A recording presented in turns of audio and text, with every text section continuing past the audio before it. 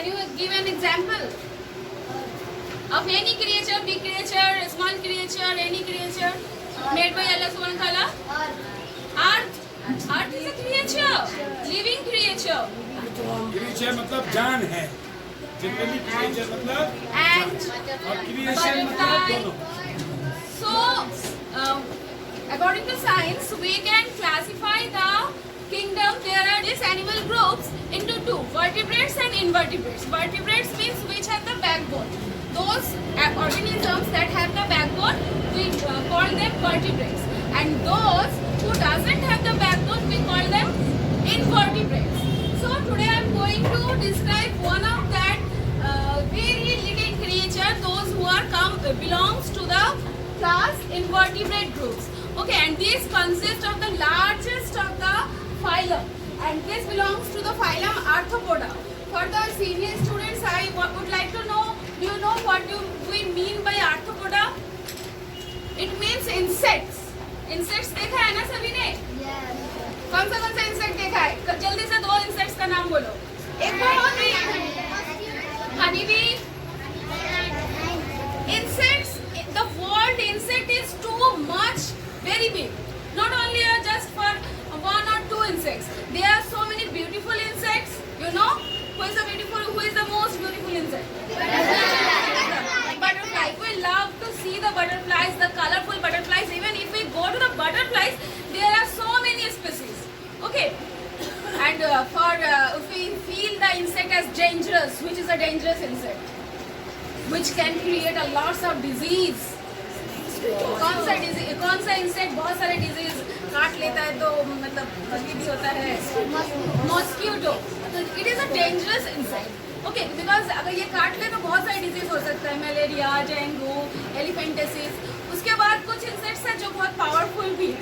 Okay, so there are so many types of insects, beautiful insects, useful insects and dangerous insects.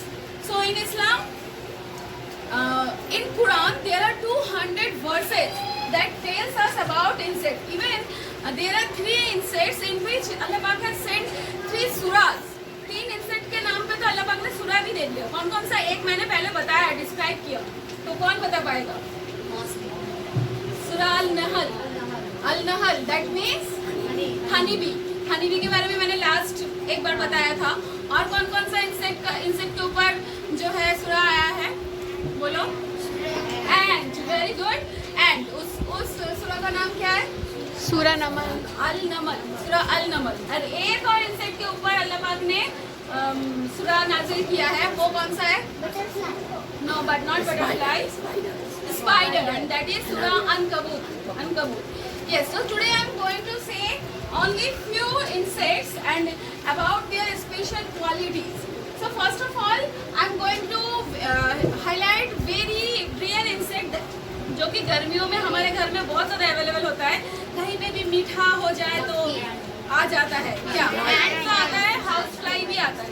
House fly के जो पैर में जो मतलब होता है, जैसे कि हम कोई भी स्वीट्स खाते हैं तो हमें मीठा लगता है ना. क्यों मीठा लगता है? मैंने जब ह्यूमन बीइंग के बारे में बताया तब टंग्स के बारे ऊपर में भी बोला था. क्यों हमें मीठा लगता है? Because our tongue consist of thousands of taste birds. और जिसकी वजह से क्या होता है, हमें कोई भी चीज़ मीठा खट्टा जो टेस्ट है वो आता है. तो जो मतलब हाउस फ्लाई होता है उसके पैर में हमारे मतलब टेस्ट बर्ड जितना है उससे मिलियन टाइम्स ज़्यादा उसका पैर सेंसिटिव होता है. तब कुरान में कहा है, coming to the Islamic view, there is a challenge in सूरा अल-हज. अल्लाह पाक जो उस टाइम मतलब कुछ हमेशा से ही पूरे वर्ल्ड में 2 ग्रुप्स रहे हैं. एक ग्रुप जो अल्लाह पाक को मानते हैं, एक ग्रुप जो अल्लाह पाक को नहीं मानते हैं. तो अल्लाह पाक ने जो ग्रुप्स अल्लाह पाक को नहीं मानते थे, तो अल्लाह पाक ने उन लोगों को चैलेंज कर दिया, जो कि सूरा अल-हज में डिस्क्राइब किया हुआ है. तो चैलेंज क्या था? जाओ, तुम जिसको पूजा करते हो, तुम जिसको मानते हो, उसको बोलो एक मक्खी प्रोड्यूस करे. फिर अल्लाह पाक ने बोला कि चलो छोड़ो, मक्खी छोड़ दो. अगर कोई मक्खी कहीं पे भी बैठता है तो जो मतलब कुछ तो वो लेके जाता है ना अपने साथ. मतलब जैसे कि अगर तुम्हारे स्वीट्स में बैठा है तो थोड़ा सा स्वीट्स वो लेगा, तो या फिर कोई ब्रेड स्टफ में बैठा है तो ब्रेड लेगा, तो वो जो ब्रेड जो वो चोरी करता है, छोटा सा जो ब्रेड लेता है, चोरी करता है, कुछ भी हो, हम कुछ भी कह सकते हैं, उसको मतलब ढूंढने के लिए बोलो। तो अल्लाह पाक ने ये बोला है। तो वो ये ही सिर्फ कुरान की आयत है कि जाओ उस मक्खी ने जो चीज़ तुमसे छीना है या फिर लिया है, अगर मतलब तुम्हारा जो जिस गॉड को वो लोग पूछते थे उस टाइम, अगर तुम्हारा गॉड है एक्चुअली, तो उसको बोलो जो मक्खी ने चुराया है उसको वापस लाए। लेकिन उसमें भी वो फेल हो गए क्योंकि वो वापस नहीं ला पाए। अब उस टाइम अल्लाह पाक ने ये बोल दिया। अब हजारों साल बाद अब स्कॉलर ने डिस्कवर किया है जो house fly is the only organism जो कि जैसे कि हम खाना खाते हैं, डाइजेस्टिव सिस्टम सबने पढ़ा है ना क्लास 3 ऑनवर्ड, कि हम लोग खाना खाते हैं तो फिर माउथ के थ्रू हम डाइजेस्ट च्यू करके फिर इसोफेगस के थ्रू हमारे स्टोमक में जाता है। तो जो प्रोसेस है डाइजेस्टिव सिस्टम का वो हमारे कहाँ होता है, बॉडी के अंदर या बाहर? अंदर। तो सभी ऑर्गेनिज्म में बॉडी के अंदर ही डाइजेशन होता है and house fly is the only organism जिसका डाइजेशन बाहर होता है। इसलिए जैसे ही उसने खाना लिया वो क्या हो गया, डाइजेस्ट होना शुरू हो गया। तो डाइजेस्ट होगा, उसके बाद उसका एक ट्यूब होता है, उस ट्यूब के थ्रू जो मतलब जैसे कि वो जो उसने सपोज स्वीट लिया था, स्वीट क्या है, सॉलिड फॉर्म है, सॉलिड है ना स्वीट, तो वो क्या होगा, डाइजेस्ट होने लगेगा और उसके ट्यूब में लिक्विड फॉर्म में पेट के अंदर चले जाएगा। तो जैसे ही वो लेगा वैसे ही वो डाइजेस्ट हो जाएगा। तो इसका मतलब कभी भी कोई भी मतलब वो चीज़ उसको दोबारा से नहीं ला सकता। वो अल्लाह पाक ने हजारों साल पहले कुरान में बोला। सुभान अल्लाह बोलिए।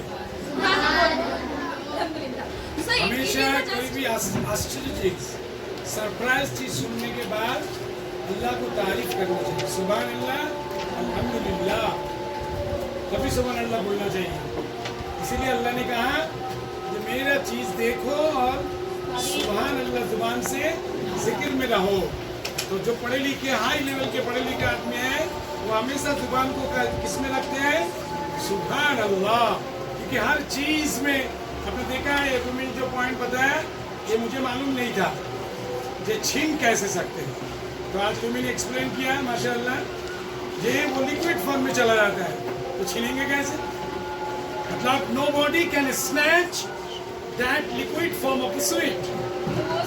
बॉडी के अंदर सो अल्लाह पाक कितने बड़ा साइंटिफिक माइंडेड है। can understand that Allah is the scientist. We can say that He has created housefly in such a way that it is digesting its food outside its body. Okay, so ये एक challenge था उन लोगों के लिए जो वो नहीं उतर पाए हैं। दूसरा यूनिक फीचर जो है हाउसफ्लाई का, कई बार क्या होता है, we all know that housefly creates a lots of diseases. जब वो खाने में बैठता है या फिर कहीं पे भी बैठता है, बिकॉज वो बैठते संग ही क्या करने लगता है, उसमें बहुत सारा मतलब वॉमिटिंग एंड टॉयलेट करने लगता है, तो वो खाना गंदा हो जाता है। लेकिन अगर वो लिक्विड में गिर जाए तो अगर ये भी हदीस है कि हदीस कम फ्रॉम प्रॉफेट मोहम्मद सल्लल्लाहु अलैहि वसल्लम कि the right wings of the housefly contain the antibiotic और left wing contains the toxin. जो एक विंग में पॉइजन, दूसरे विंग में मेडिसिन। तो इसीलिए नबी पाक ने कहा है कि अगर किसी भी लिक्विड में जो है हाउसफ्लाई गिर जाता है तो उसको पूरा डुबा दो, क्योंकि हमें तो पता नहीं है कि कौन सा मतलब हमें ऐसे अगर हम जानना चाहेंगे तो राइट लेफ्ट पता ही होगा, लेकिन जब वो गिर रहा है तो हमें पता नहीं है कौन सा लेफ्ट है कौन सा राइट है, तो बेटर उसको डुबा दो। अगर लेफ्ट डुबा होगा तो टॉक्सिन वो क्या हो जाएगा, एंटीबायोटिक आ जाएगा। तो माशाल्लाह, व्हाई डू वी नीड क्यूम्यू? Okay, so here is the basic difference we need why क्यूम्यू, because कोई भी हम मॉडर्न स्कूल में चले जाएंगे तो हमें बताएंगे जो साइंटिस्ट ने ये किया, साइंटिस्ट ने वो किया, मतलब ये साइंटिस्ट ने ये डिस्कवर किया, वो क्यूम्यू होगा तो हमें पता चलेगा कि अल्लाह पाक ने कुरान में ये ऑलरेडी कह दिया है। अब जो इंटेलिजेंट बंदे हैं, अल्लाह पाक ने बोल दिया है, जो दिमाग वालों के लिए कुरान में बहुत सारी चीज़ें हैं, तो आपको पढ़ना पड़ेगा। यही डिफरेंस है जो हमें मॉडर्न जो यूनिवर्सिटीज़ है उससे हमें क्यूम्यू को अलग करेगा। अनदर इंसेक्ट्स जो वो भी बहुत ही स्वीट लविंग इंसेक्ट है, जो कि मतलब अभी हम बोल रहे थे सूरह अल-नमल में एंट के बारे में बताया गया। आप लोग सभी maybe you all are familiar with the story of Solomon अलैहिस्सलाम, और एंट का जो स्टोरी है इसलिए मैं उसमें नहीं जा रही हूँ। अच्छा, एंट क्या बहुत बड़ा होता है? बहुत छोटा होता है। तुम लोग बच्चे लोगों ने एक स्टोरी भी सुना होगा हाथी और एंट का। जो हाथी होता है वो अपने आप को बहुत पावरफुल समझता है कि I am so powerful, so मतलब lavishing, nobody can make me loser. But जो अगर एक एंट ठान ले तो क्या कर सकता है, हाथी को भी नचा सकता है, राइट? तो जो एंट है, दीज आर ये जो मतलब उसका जो ये हम ये क्या बोलेंगे, ड्रॉबैक है या इसका एक पॉजिटिव पॉइंट है या नेगेटिव पॉइंट है? जो उसका साइज है बहुत छोटा सा है, वो पॉजिटिव पॉइंट है या नेगेटिव पॉइंट है? उसका जो मतलब yes of course according to percentage जो ये है एंड के लिए उसका जो स्ट्रक्चर है बहुत छोटा सा है, लेकिन एक एंड जो है अपने साइज अपने मतलब वेट अपने साइज के से 50 टाइम्स ज़्यादा कोई भी चीज़ को उठा सकता है। क्यों उठा सकते हैं? हम लोग क्यों नहीं उठा सकते? हम जैसे कि मैं खुद 65-70 की हूँ, मुझे 5 kg से ज़्यादा उठाया नहीं जाएगा मुझसे। बोल दो 10 kg का, मैं बस बोलूँगी नहीं मैं नहीं जाऊँगी। आज ही जैसे मेरी मम्मी ने बोला कि सौदा लेकर, मैं नहीं लेकर आ रही मामा के दुकान से, ठीक है। तो लेकिन वो लोग देखो क्या करते हैं, पूरा मतलब अपने वजन से ज़्यादा उठाते हैं। क्यों उठा पाते हैं? क्योंकि उनका जो बॉडी स्ट्रक्चर इतना छोटा है, जिसके उनका जो मसल्स है अल्लाह पाक ने ऐसे बनाया है क्रिस क्रॉस मसल्स है कि उसके उन लोगों का मसल इतना स्ट्रांग होता है कि वो लोग मतलब वो खराब नहीं होते, इसीलिए वो वेट उठा पाते हैं। तो ये जो उनका स्ट्रक्चर है उनके लिए बहुत ही फायदेमंद हो गया। दूसरा यूनिक फीचर क्या है एंड का? जो एंड्स होते हैं, एंड्स में भी मतलब सोचो, मतलब जैसे कि हम लोग हमेशा ही पॉलिटिक्स के बारे में यहाँ पे बातें हम करते हैं कि पहले जो है एक टाइम था, मुगल पीरियड था, उस टाइम मुसलमानों ने बहुत ही रूल्स किया था, फिर उसके बाद दूसरे लोग आए रूल किया। तो एंड्स में भी ऐसा होता है कि एक मतलब टाइप एक स्पीशीज के एंड होते हैं, वो क्या करते हैं, जैसे कॉलोनी होता है ना एंड का, they also have colonies, means एक कॉलोनी वाले एंड वो मतलब अपने दोस्तों के लिए क्या करते हैं, एक साथ रहते हैं। और दूसरे कॉलोनी वाले एंड वो दूसरे, ऐसा नहीं है कि सभी एंड एक जैसे हैं, हमें लगता है सारे एक जैसे हैं, लेकिन वो अपने अंदर बहुत सारे उनमें डिविजन्स है। और एक टाइप ऑफ एंड है, मुझे I can remember the species name, वो क्या करती हैं दूसरे कॉलोनीज के ऊपर जाके मतलब हमला बोल करके उसको वो कर लेते हैं। जैसे कि मतलब ब्रिटिश टाइम में होता था कि ब्रिटिश लोग हम लोगों से कहते थे कि वो करना पड़ेगा, वो जो डोमिनेट करते थे, जो मतलब वो जो बोलेंगे हमें वो करना पड़ेगा, तो वो क्या करते थे, ऐसे उन लोगों का कॉलोनी कब्जा करके क्या करते हैं, चुपचाप बैठे रहते हैं और बोलते हैं तुम्हें हमारा खाना भी तुम्हें ही लाना पड़ेगा। और वो बेचारे एज अ स्लेव करते हैं, मतलब वो थोड़ा पावरफुल एंड होता है। आई थिंक वो जो मोटे मोटे आँख वाले वही होंगे जो ऐसे डोमिनेट करते हैं, ठीक है।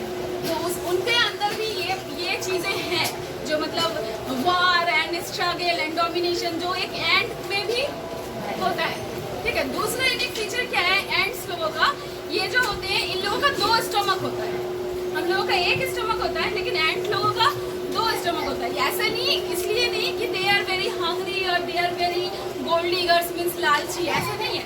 वो क्या करते हैं, एक स्टमक में अपने लिए खाना रखते हैं, दूसरे स्टमक में दूसरों के लिए खाना रखते हैं। हाउ थिंकर्स है, वो क्या करते हैं, मतलब कोई उसका साथी जो है सपोज उसको खाना नहीं मिला तो दूसरे स्टमक में से उसको खाना खिला देता है, अंडरस्टैंड। तो ये भी कितना माशाल्लाह, आई थिंक ये भी जो है अल्हम्दुलिल्लाह कहने वाली चीज़ है। हम इंसान इतने ज़्यादा सेल्फिश होते हैं, अपना सोचते हैं, अपना खाना, अपना बच्चा, अपना सब कुछ सोचते हैं, लेकिन जो ये एंड है वो खाने में भी स्टोर करके रखते हैं। देखो अगर हम ज़्यादा मतलब ऐसे कि जैसे कि कैपेसिटी होती है, कोई 1 प्लेट बिरयानी से 2 प्लेट बिरयानी खा ले तो भी उसको कितना मतलब ऐसा लगता है बहुत ही ज़्यादा, लेकिन वो क्या करता है अपने बॉडी में दूसरे के लिए खाना लेके चलता है कि अगर कोई मुझे मेरा दोस्त मेरा भूखा मिल गया तो उसको क्या करेंगे, शेयर कर देंगे, ठीक है। दूसरा क्या है, आप लोगों ने शायद देखा होगा कि एंड कई बार पानी में भी रह जाते हैं। तो मतलब कुछ एंड के स्पीशीज है, सभी नहीं बट कुछ एंड के स्पीशीज है जिनके पास क्या होता है, तैरने की कैपेसिटी होती है। और उन लोगों के पास जो मतलब वो होता है बहुत ज़्यादा जो पानी के अंदर अपने सांस को रोक के रखने की जो पावर होती है वो ये नहीं कि मतलब वो as the ants are very good swimmer like fish, ऐसा नहीं है, क्योंकि वो एक्वेटिक एनिमल नहीं है। लेकिन कुछ species of the ants can survive in water for some time because they have the capacity to hold their breath under water even also.